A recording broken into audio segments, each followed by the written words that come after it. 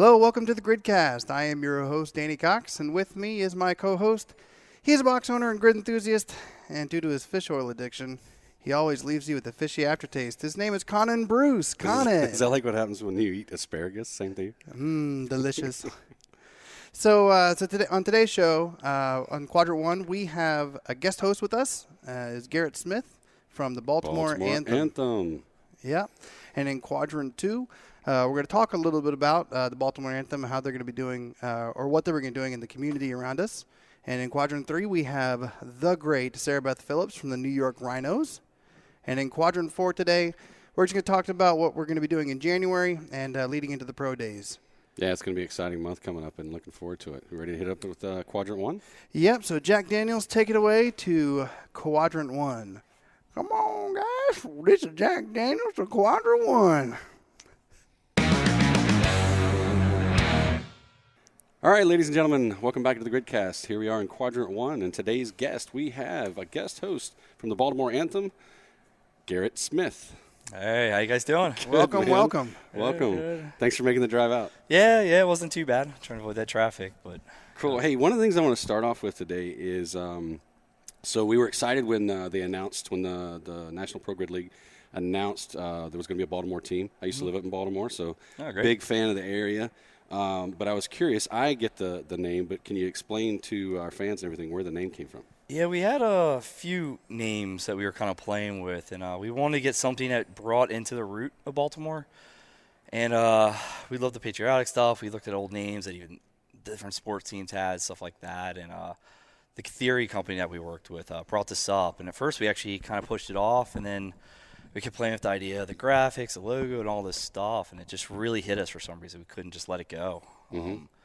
Between the shirts and actually having an actual flag and all that, and what it meant for Baltimore too. Right.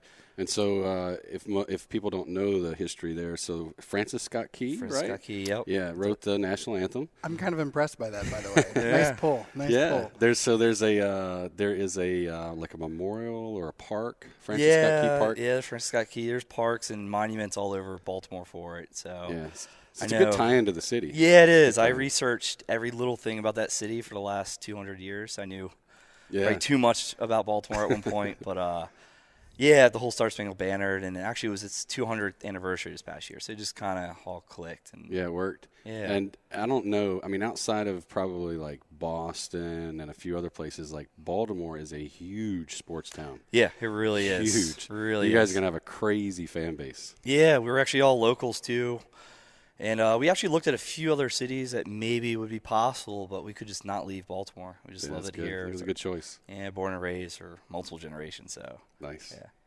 Well, so after the inaugural season from the Grid, what did you guys learn as a team of what you guys need to do going into the new season? As a team, prepare for anything really. Just on the whole structure between this, who's buying the T-shirts, who's making this, who's getting the athletes, where are we doing a facility, all this stuff that didn't even cross our minds at the beginning. Talking about the business aspect. The whole business, right. Building something from scratch, not only a team but the whole organization. It was a lot more than we expected, but turned out really good. You guys are family owned, right? Yeah, so we're family owned. Tell me all about who's in charge of what in the family. Give us the structure, the layout. Yeah, so my father, I brought this to him back when it first started, and we were looking at the original stuff, and he had just retired for 2 months, maybe, something like that. Came back, I was like, I need something to do. Showed him this. He knows I've been passionate about the functional fitness and the fitness industry for about 12 years now. So he's like, what do you think of it? And I fell in love with it instantly. I took him to the match. I believe it was in Vegas. He saw one match, and he's never been into fitness at all. He's one of those hard work guys, just pull apart an engine or something like that. That's his idea of a workout and have a beer. It's like, that's functional. Yeah, it is. It's completely functional. That's his idea. So I brought him to that, and he just fell in love with it. I mean, instantly off the bat. So my father's actually the owner. He'll be considered owner / GM, I guess, running the day-to-day stuff. Actually, I looked at other coaches, stuff like that, and I just found that I could do this pretty well. So I'm going to give it a shot this year as the head coach. And then we actually brought in one of my cousins. He was in marketing. So we actually have quite a bit of a family run. That's good. I mean, I think that's important, especially when you're going into business, is if a bunch of people who don't know each other start a business. And we talked about that. I think this is like episode 1 or 2. We talked about how at the end of the day, a sports team, a sports franchise, is a business. Yeah, it really is. It has to be that first. Yeah. And if it's a startup company, it's a brand new LLC or whatever, but brand new corporation. And if you don't have that foundation, it doesn't matter what athletes you have. Yeah. Doesn't matter how many games you win. Yeah. You're probably not going to exist long, right? Yeah. That's the way we looked at it. He's a successful business owner. He started from scratch with nothing. I've done the same with a gym of mine and some other stuff I've gotten into. So it just kind of made sense that we did together. So you own and run CrossFit Crofton? Right? Crofton CrossFit. Crofton CrossFit. Yep. Nice. About 20 minutes south of Baltimore. Ah, cool. Mm-hmm. Yeah. So, a part of the team itself, what are you guys looking for? All utility players? How many barbell specialists? If you're looking at doing specialists in the sport, have you guys thought about the actual structure of the team itself? Yeah, I probably haven't slept in months from that. Yeah, Okay. thought about that a little bit? Yeah, a lot. I'm waiting. I'm really excited about the pro days.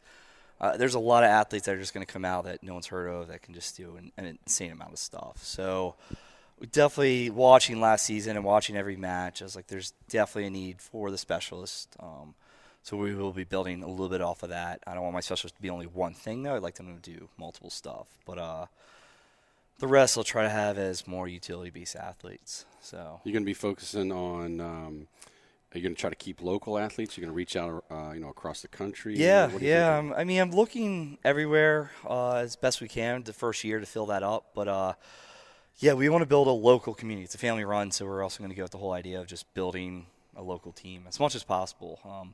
Athletes we're going to talk to, we're going to give them opportunities actually to move out here and kind of train full-time if they need to give them some opportunities during the on-season and also off-season too.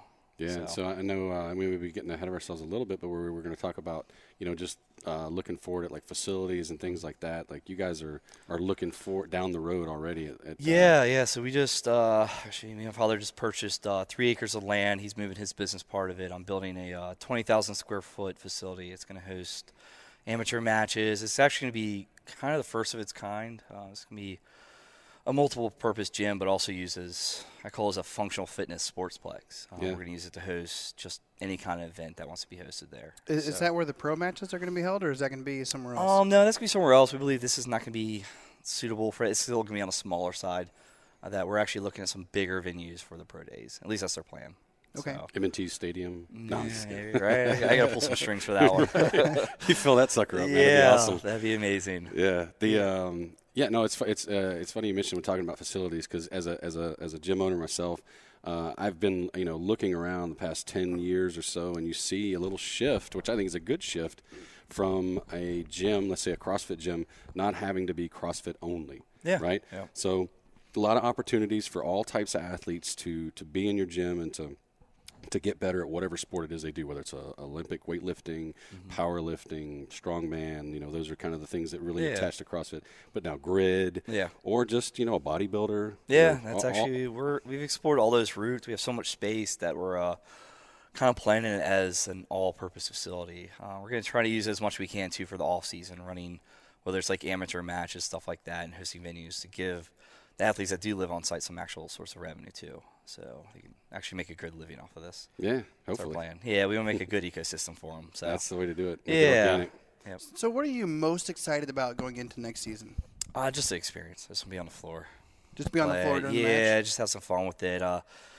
It's going to be a lot of hours staying up night, all these pro days, building athletes, stuff like that. I actually enjoyed that a lot, too, off the camera, doing all that. But the first match or two is just going to be insane. I can't wait. And the flip side of that, what do you see as the biggest challenge you got for the next few months? It's still the same, just the athletes. I'm not being too particular on it, but the athletics got to play on the side, but also we're looking at personality side, stuff like that too. So whether it is a team sport. As a team sport, exactly. So just because you have insane amount of stuff you can do, doesn't mean that you can fit well with the team that we're trying to build. Yeah, I think that's an important aspect. A lot of people are getting used to. I mean, we've had team events in in CrossFit and functional fitness, and we've had that, we've seen that, but not play out as much in a league sport where you're day in and day out traveling together, on the road. Like those are the things you don't see on the grid.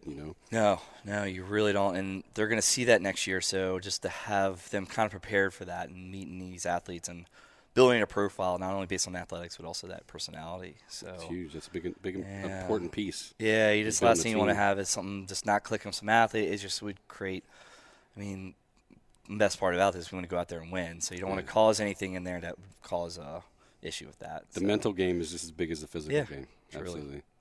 So I know that a lot of teams have trouble trying to balance the 40-plus athletes. Yeah. Right. Have you guys thought about that, and what do you plan on doing for this next season with the 40-plus? 40-plus, we're scouting as local as possible. The 40-plus just have other lives outside of that. They're already settled. They have kids. All this stuff, traveling might be an issue. So we're really trying to work that around the 40-plus schedule. We'd like them to be as local as possible. So we are looking hard. We're still hoping for those pro days that there's going to be one or two out there like that, because we have tons of the 20-year-olds coming through. Yeah, so, right. The 40-plus we're really looking for. Being a 40-plus guy, I like hearing that, because I think we have a lot of, we have historically called them masters athletes, but, this 40-plus being a category that we put them in, there's a huge demographic there that are former athletes, through their 20s and 30s, and they bring a lot of that, maturity to the team, where when they're needed, they can go out there and perform physically, but really on the sidelines and in the huddle and that's when those guys and gals both have got the wisdom and kind of, hey, I've been, this isn't their first rodeo. They've got it kind of figured out. And then you've got the, not to say that there's not any 20 or 30-year-olds out there that don't have that kind of stability, but still, a lot of times they're kind of wound up and, excited. And, completely, definitely. Yeah, so I think it sounds great that you guys are looking, because that's I haven't heard anybody talk about that before. Well, locker room heroes and locker room leaders are huge. Yeah, I mean, you even talk about you can bring it to the NFL, right? So the Redskins, for instance, not that it was hugely successful. But it's the only team that I really know, right? Yeah. So they got Ryan Clark as a safety. He's 35 years old, coming in because he could be a locker room leader. Yeah. So I think that's very important for a team to have locker room leaders to kind of guide the 20-year-olds. Yeah. In the right direction. I think that's huge. That's one thing I love about this sport when they had that in there, that 40-plus. I think it's a lot of different dimensions that's going to bring for it. So, I think it brings in a lot of a bigger fan base too. Yeah, it does. Oh, huge fan base. Yeah, that's untapped. It's just, it gives you a chance. I was like, you can almost look at these athletes now potentially compete for a long time. I mean, you can go through your 30s and then do really well, then continue right when you hit 40. So you're turning late 30s, oh crap, I might not be able to last another year in this. You really know, I just got to wait another year, and then I could be 40-plus. Yeah, most of us, when we get late 30s, early 40s, we're feeling washed up. Yeah. And now you got a lease on to play pro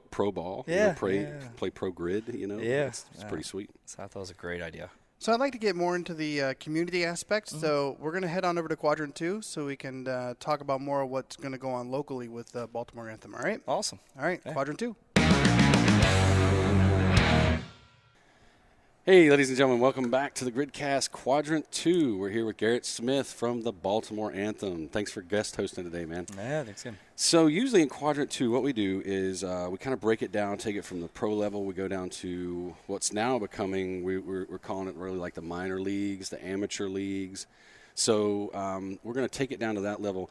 And before we get into maybe what you guys are doing up in Baltimore, we've been hearing all sorts of rumblings, particularly in the Mid-Atlantic area. Obviously, down in the southeast, we got the Southern Amateur Grid League. They just announced the Charleston Marauders, which I think is another feeder team for the DC Brawlers.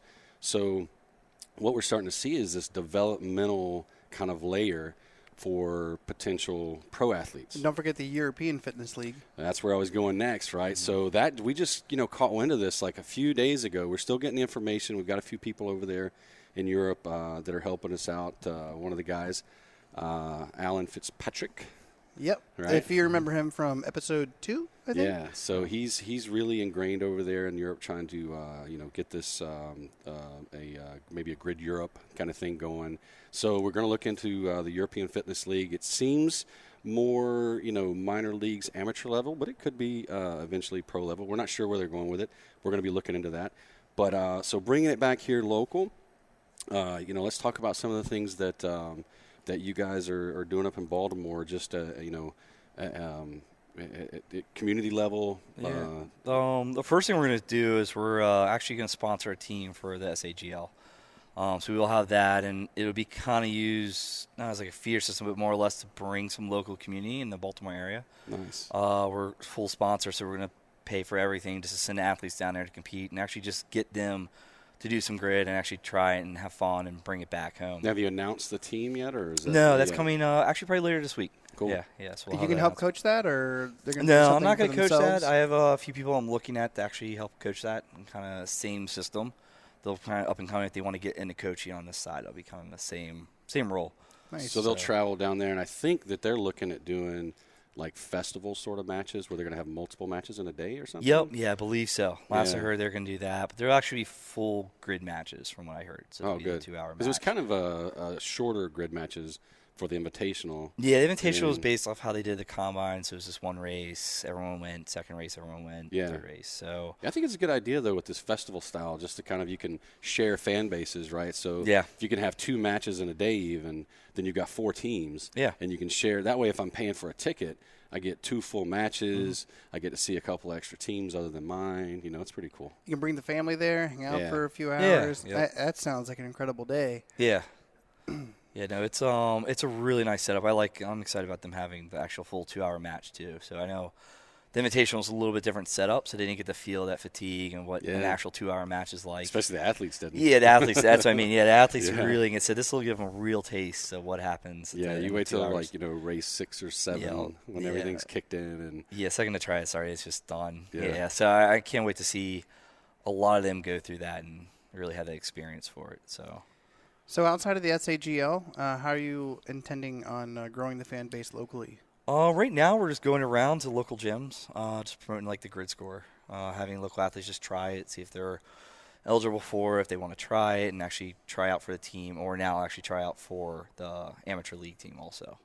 Right. So that's our main way of attacking right now, of just like local facilities, any gyms or anything like that, just to get people engaged and actually experience the grid stuff. Yeah, you got a lot of functional fitness gyms, CrossFit gyms, strength and conditioning facilities all around Baltimore. Go from Baltimore to Annapolis. Yeah. It's like a huge concentration there's there. A lot, and it's a good community, so they're all looking at it, which is nice. And then they're all just starting to slowly engage into it, which would be even better. Yeah, I think you guys are not going to be wanting for fans. No, I'm excited about it. I think the season's going to be a lot of fun. There's a lot of people looking at it, so I'm excited about that first match. I think we're going to have a really good turnout. So we have a few little special surprises we'll have for that, too, once we have the announcement. So we were discussing a little bit earlier, your dad has his own successful business that is in the Baltimore area. Yeah. And then you have Crofton CrossFit as well. Yeah.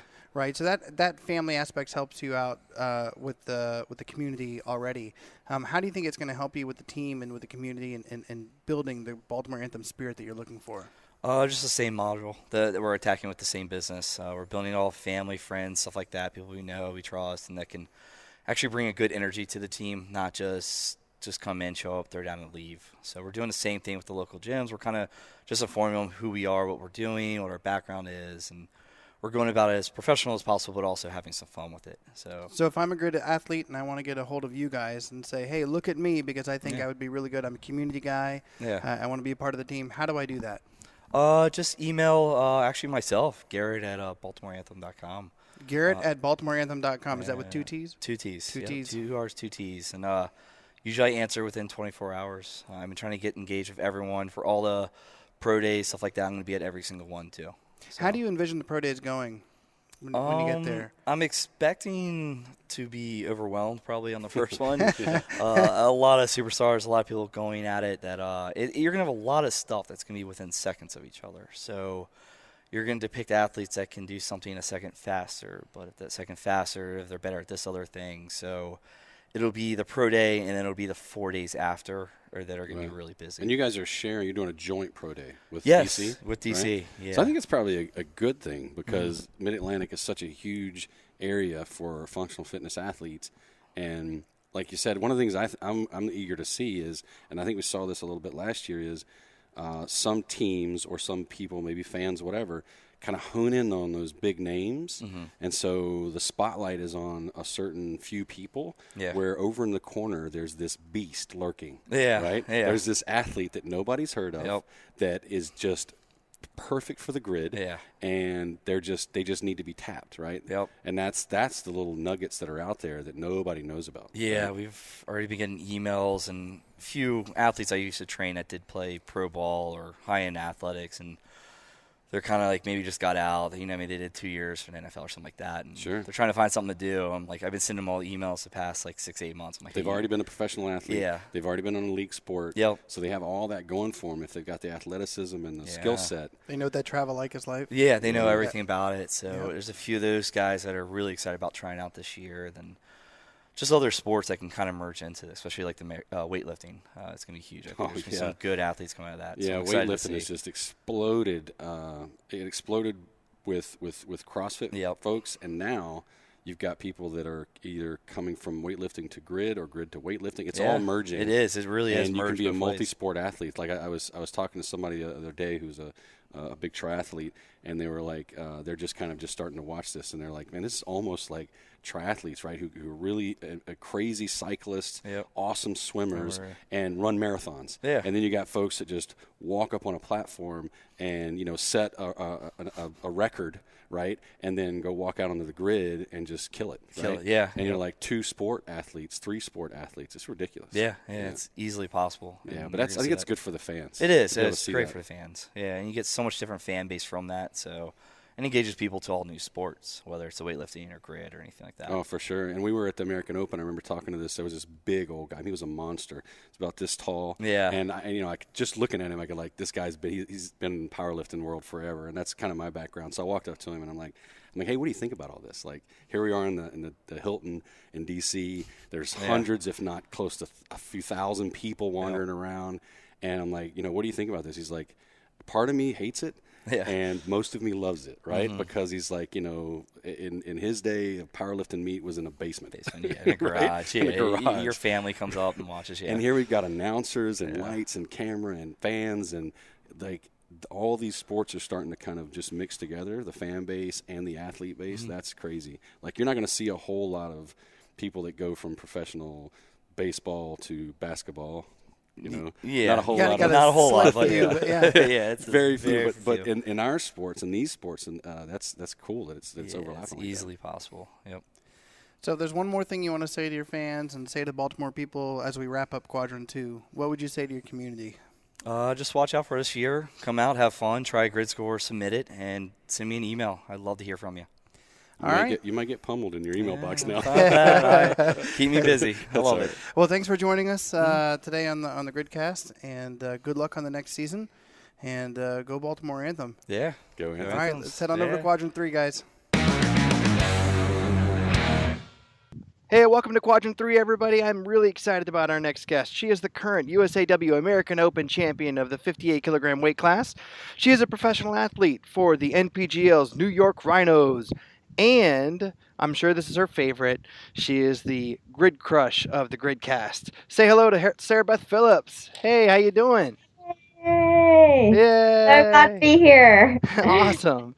So, so I'm a big sports fan of pretty much any sport. And I know that there's certain places and certain locations that kind of take you back or kind of makes you take a step back. Like, for instance, Augusta National Golf Course for golf, or Lambeau Field in football, or Candlestick Park for baseball. And one of those awesome places is Madison Square Gardens.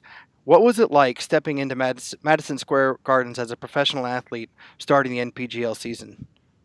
It was out of this world. I mean, I don't know if there's anything that will ever top that. I mean, it was just a surreal experience. It was just so amazing, so fun.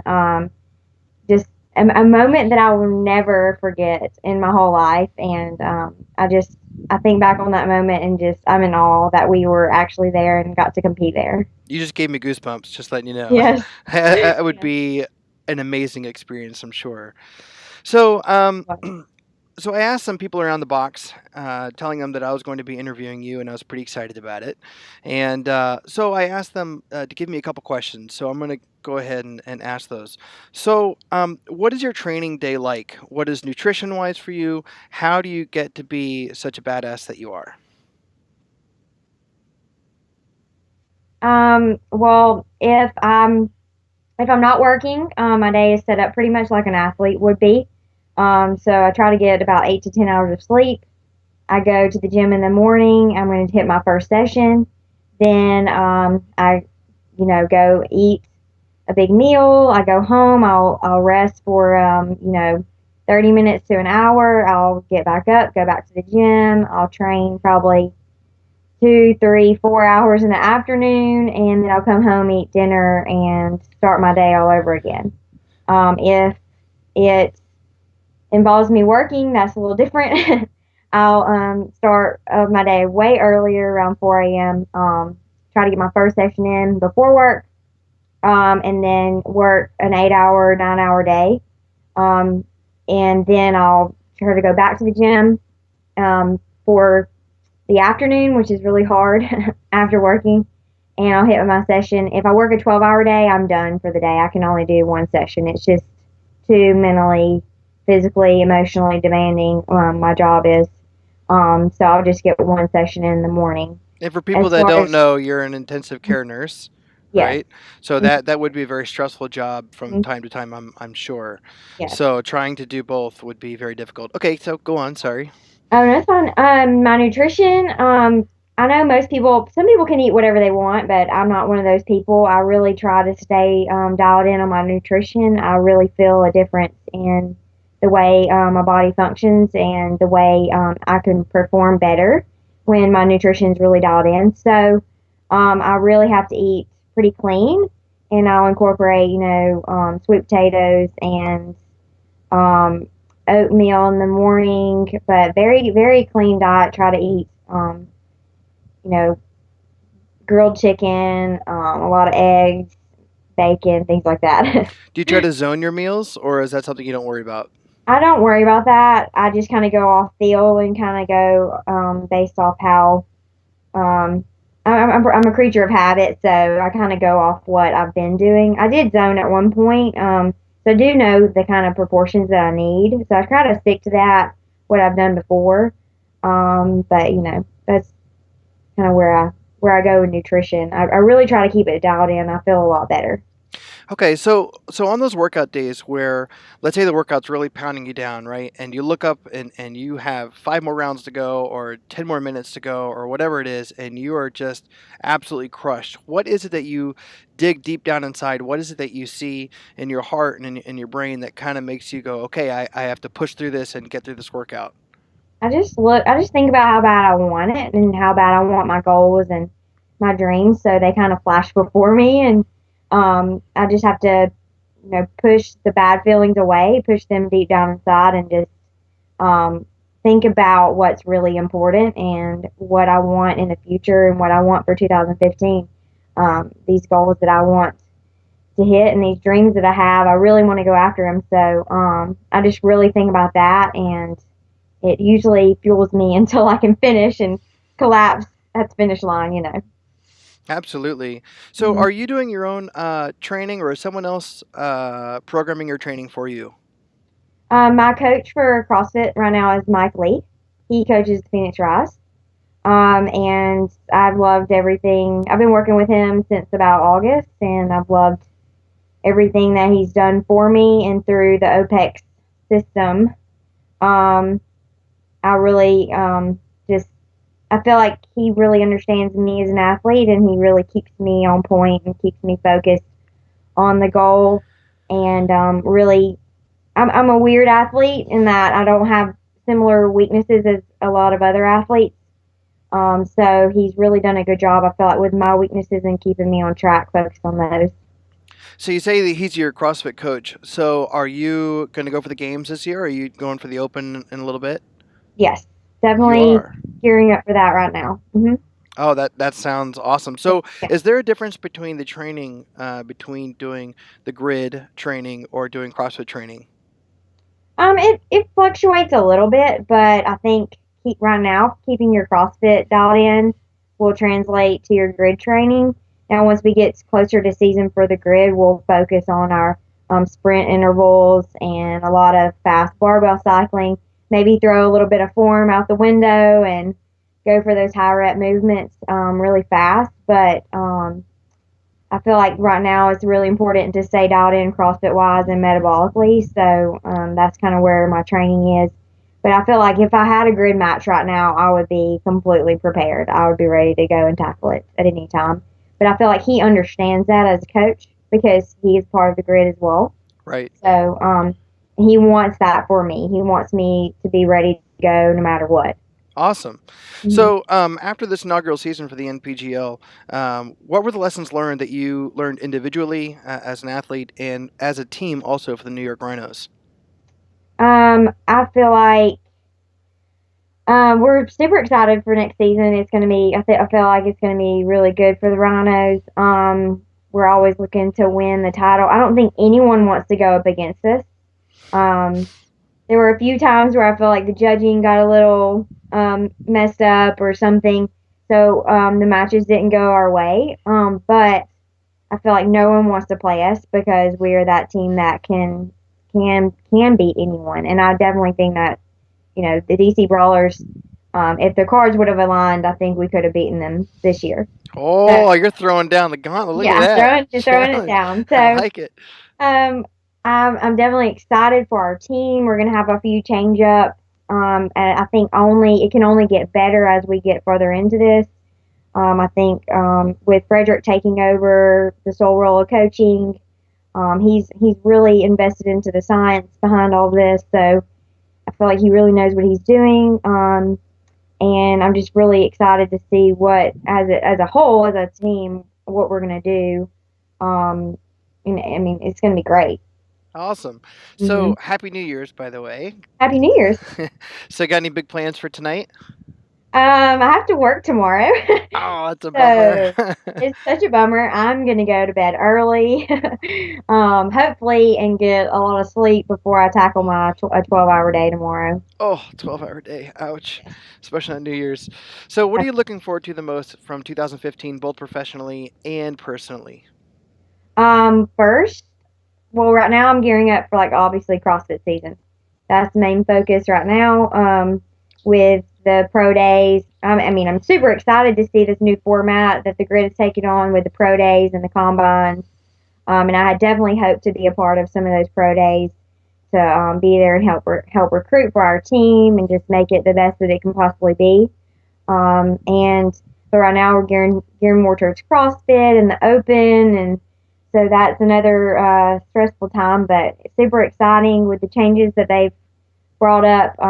Who knows? We'll see. I've been super close the past 4 years to making it to the game, so I would really Super close. Yeah, I've looked it up. So I would love to make that happen. I think there's definitely going to be a time where us as athletes are going to have to choose between grid and CrossFit. But for now, we don't. So Right. I'm going to try to tackle the goal of making it to the games. I would love to be there and throw down with the best of them because I know that I'm capable of doing that. And then also weightlifting, I would love to make the world team. Like, that is my main goal. I want to go to Worlds, and I would love to, in the next year, be vying for and be able to go to the Olympic trials. That's what I would love to in weightlifting. So I'm going to try to do that, as well as, Rhinos. We gotta win that title. Oh, yeah, you do. Yeah. So, the weightlifting is interesting. So my wife is a weightlifter, and she just barely missed the American Open by a few kilograms. So just so close. But, she finds it hard to balance that CrossFit lifestyle with trying to train for weightlifting. How do you train for both? Because I know that there's tons of differences between training for weightlifting specifically and doing CrossFit and grid. There's definitely seasons of CrossFit that are way better for training for weightlifting. Every year, once I haven't made the games, I've really focused my training on the weightlifting. So because the timing works out perfectly for nationals, so I'll focus more of my effort on the weightlifting stuff, and then still while still maintaining the CrossFit type background as well. I was getting ready I was at the grid draft like 2 weeks before nationals, so it's definitely very hard, but a lot of weightlifting is in my CrossFit training. So it seems to kind of go hand in hand. I felt training for the American Open was really difficult because I felt I was dialing in a lot of aerobic capacity. So that kind of butts heads big time Right. with weightlifting training, and I feel like it might have been one of the reasons why I got the flu, because I was just trying to tackle it all, and it hit me. It could have been numerous reasons, but my coaches have looked back and they think that that's possibly one of the reasons. I was just trying to do too much. So it's definitely a battle, and I struggle with it as well. But it's like they're telling me now, it has to have a time and a place. So when a big meet rolls around the next time, I'll dial in, about 5 weeks out, I'll dial in for a weightlifting meet again. But CrossFit in the open will have its time right now, so I have to do more barbell cycling and high repetition things versus not really focus on a 1 rep max. Right. So, well, I can't wait to see what you do in the open and the regionals. So I'm pretty excited about that. And thank you. how do you think the pro days are going to go? And just so people know, so we've talked with you a little bit about possibly guest hosting with us at one of the pro days, and if we can work that out, that would be awesome. Who knows if that'll come true or not? Cross my fingers that it does. But how do you think those pro days are going to work out? Have you been told any kind of schedule or what's going to go on during the course of those days? I think so invitations are going out now, and what from what I can tell is that they're going to have people that are similar times on their grid scores. So if you have a similar time on a grid score, they're going to put those people in the same heat. So and they're actually going to perform those scores again, so that the teams can actually see who is legit, who might be fibbing a little bit, and who does better when they're put up against somebody else. And by the way, people, get in your grid scores right now. Did you hear that? They're sending out invitations now, so get them in now. Yes. All right. So, okay, go on. So it's going to be neat to see those people that kind of come alive under the pressure or who kind of back down a little bit. I think there's going to be a lot of different elements that the teams are going to look for. That's kind of what I would look for. Seeing these scores and seeing kind of what the teams are going to do at these pro days. So I want to see who when they get under the adrenaline and the pressure, who does even better than what they put up on their grid score. Right. That's awesome to see, because I mean, if you're not an adrenaline junkie, it's in what we do, it's so important. You're going to be under the light. There's going to be a lot of pressure, so who can come alive? Well, I would love to do it there. I only got a grid score 12, so I would like to see if I get better. I think you can improve on that. I think I can too. But heck, I tried it out. And I think from there, there might be some racing on the second day or something like that. They might be not actual, a full match, but there's going to be other tests.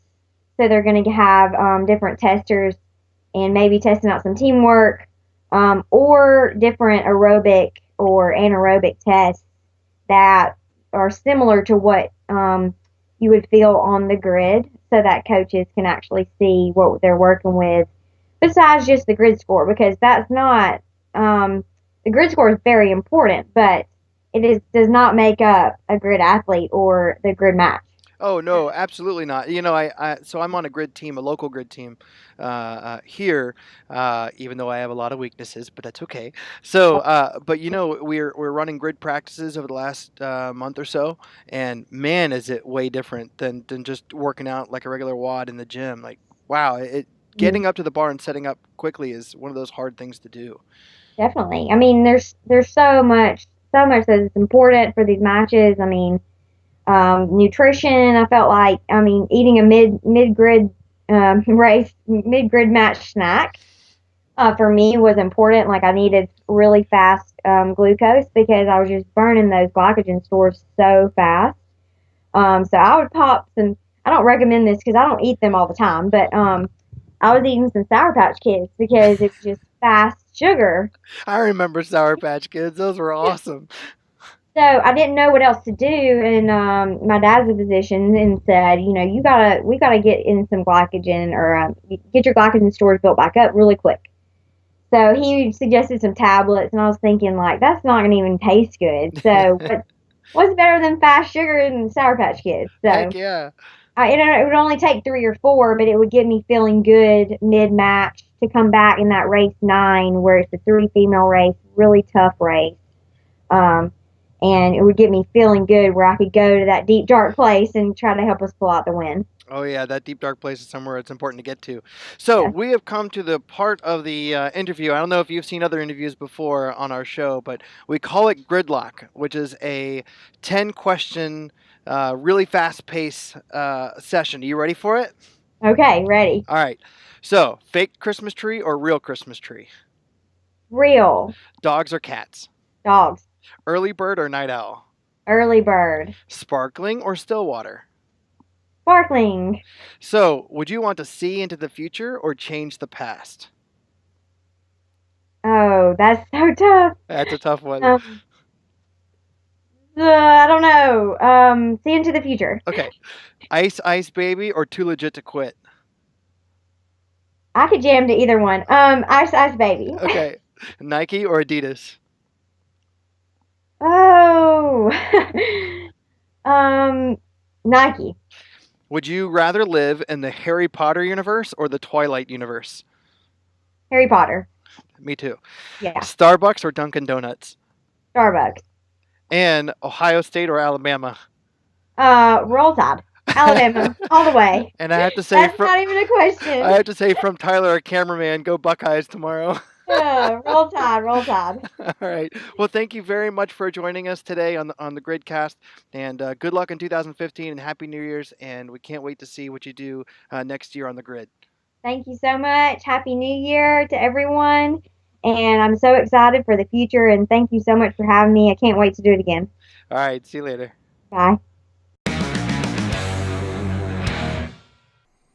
All right, welcome back to Quadrant 4. Thank you, Sarabeth Phillips from Quadrant 3.